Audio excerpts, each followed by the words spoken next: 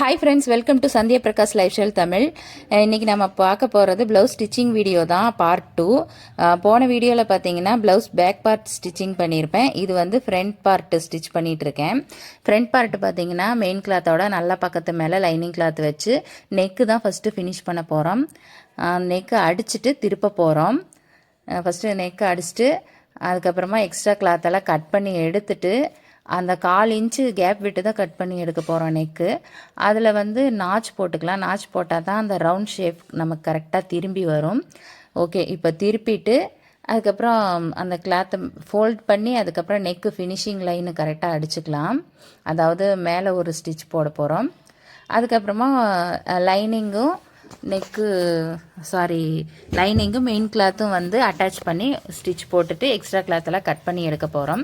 இந்த வீடியோவில் பார்த்தீங்கன்னா பட்டி பீஸுக்கும் ஸ்லீவ் வந்து ஸ்டிச் பண்ணும்போது லைனிங் எல்லாம் அட்டாச் பண்ணும்போது பார்த்தீங்கன்னா ஆப்போசிட் வராமல் ஒரே சைடு வர மாதிரி ஒரு சில டைம் அட்டாச் பண்ணி மிஸ்டேக் பண்ணிடுவோம் இல்லைங்களா.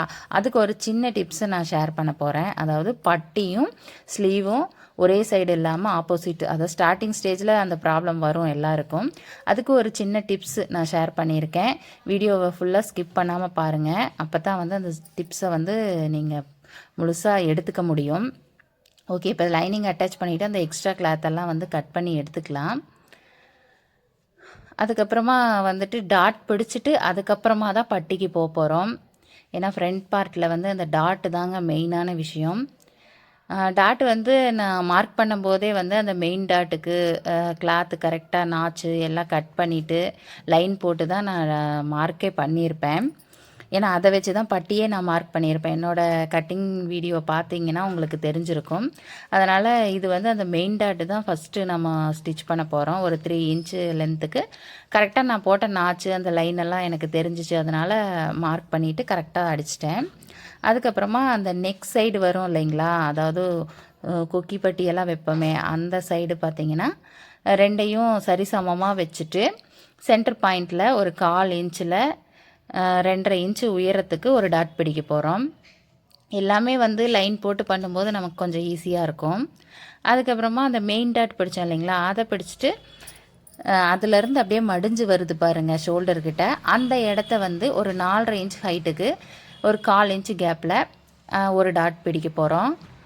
அவ்வளோதாங்க. இதுதான் நான் வந்து டாட் பிடிக்கிற மெத்தடு. டாட் பிடிச்சதுக்கப்புறம் எப்படி வந்திருக்கு அப்படின்றத நான் காமிச்சிருக்கேன் பாருங்கள். அதுக்கப்புறம் முக்கியமாக அந்த பட்டிக்கு நான் சொன்னேன் இல்லைங்களா, லெஃப்ட் சைடு ரைட் சைடு வந்து கரெக்டாக வரணும்னா அந்த ஒரே ஒரு இடத்துல அந்த ஸ்டிச் பண்ணும்போது ஒரே ஒரு இடத்துல மட்டும் கவனமாக ஸ்டிச் பண்ணால் போதும். லெஃப்ட் ரைட்டு கரெக்டாக வந்துடும்.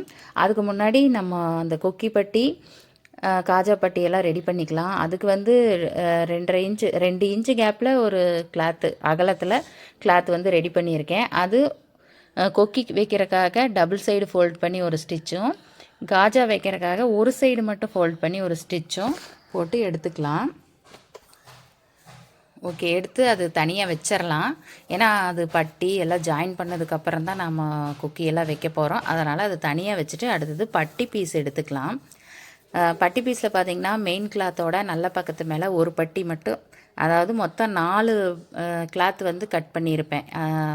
லைனிங் கிளாத்தில் ஒரு சைடுக்கும் 2 கிளாத்து மெயின் கிளாத் இல்லாமல்.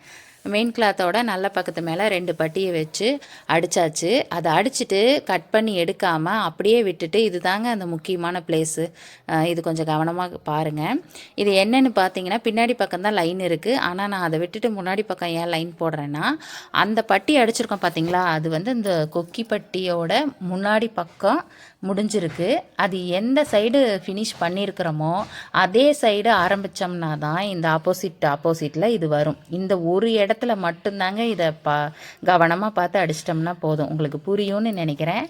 அது வந்து கொக்கிப்பட்டி சைடில் முடிஞ்சிருக்கு. நாம் இந்த பட்டியை வந்து அதே கொக்கிப்பட்டி சைடில் மெயின் கிளாத்தோட நல்ல பக்கத்து மேலே வச்சு அதே கொக்கிப்பட்டி சைடில் அடிச்சுக்கணும்.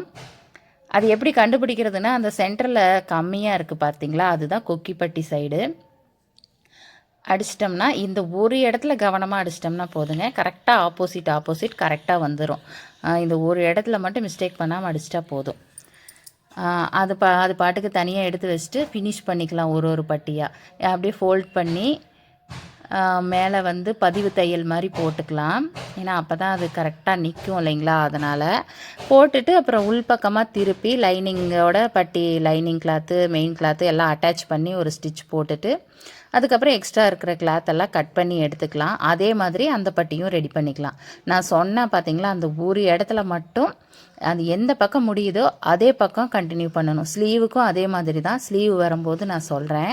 சேம் இதே மெத்தடு தாங்க. அப்போ தான் உங்களுக்கு பார்த்தீங்கன்னா ஆப்போசிட் கரெக்டாக வரும். ஓகே, இப்போ ஆல்ரெடி சொன்ன மாதிரி பட்டி ஜாயின் பண்ணிவிட்டு அதுக்கப்புறம் எக்ஸ்ட்ரா கிளாத்தெல்லாம் கட் பண்ணி எடுத்துக்கலாம். எடுத்துகிட்டு அந்த பட்டியும் வந்து ஸ்டிச் பண்ணி எடுத்திருக்கேன். ஆனால் இதில் காமிக்கல, ஏன்னா ரொம்ப லென்த்தாக வீடியோ போகும் அப்படின்றதுனால.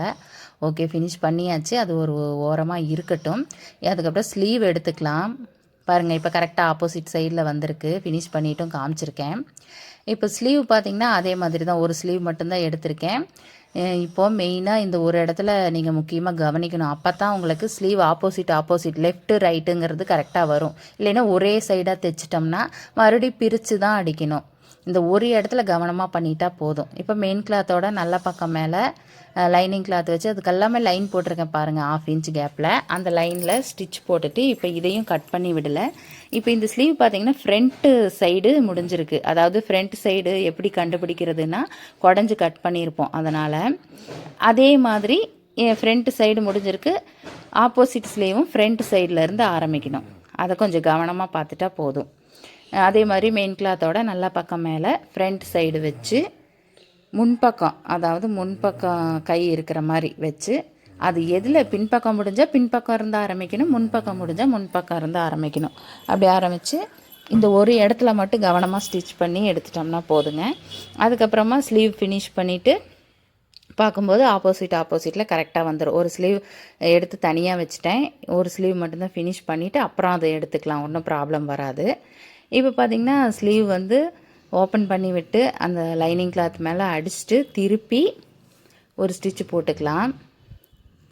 திருப்பி ஒரு ஸ்டிச்சு போட்டுட்டு லைனிங்கெல்லாம் அட்டாச் பண்ணிவிட்டு எக்ஸ்ட்ரா இருக்கிற கிளாத்தெல்லாம் கட் பண்ணி விட்டுக்கலாம். 2 ஸ்லீவுமே அதே மாதிரி ரெடி பண்ணி வச்சுக்கணுங்க. அதான் அந்த ஒரு இடத்துல மட்டும் நீங்கள் கொஞ்சம் கவனமாக பார்த்து ஸ்டிச் பண்ணிக்கிட்டிங்கன்னா போதும். மற்றதெல்லாம் வந்து நம்ம ஆட்டோமேட்டிக்காக கரெக்ட் பண்ணிக்கலாம்.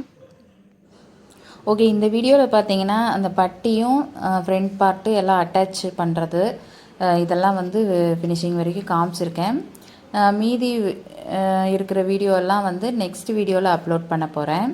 ஓகே, இப்போ ஸ்லீவ் பார்த்திங்கன்னா எக்ஸ்ட்ரா இருக்க கிளாத்தெல்லாம் கட் பண்ணிவிட்டு அதுக்கப்புறமா அந்த ஃப்ரண்ட்டு பீஸோட பட்டி ஜாயின் பண்ண போகிறோம், அவ்வளோதான். ஓகே, இப்போ ஃபினிஷ் ஆகிடுச்சு பாருங்கள். இதே மாதிரி அடுத்த ஆப்போசிட் சைடு ஸ்லீவும் ரெடி பண்ணிக்கலாம். அந்த ஒரு இடத்துல மட்டும் பார்த்து இது பண்ணிட்டா போதும். ஓகே, இப்போ பார்த்தீங்கன்னா அந்த 1/4 இன்ச் அந்த பட்டியோட அந்த 1/4 இன்ச் அந்த கார்னரை கொஞ்சம் கீழே இறக்கி வச்சுட்டு அந்த 1/2 இன்ச் விட்டுருப்பேன் ஸ்டிச்சுக்கு. அது கட்டிங் வீடியோவில் பார்த்தீங்கன்னா உங்களுக்கு புரியும். அதுக்கு ஒரு லைன் கூட போட்டுட்டு அதுக்கப்புறமா அடிச்சுட்டு திருப்பிட்டு அந்த மெயின் கிளாத் மேலே ஒரு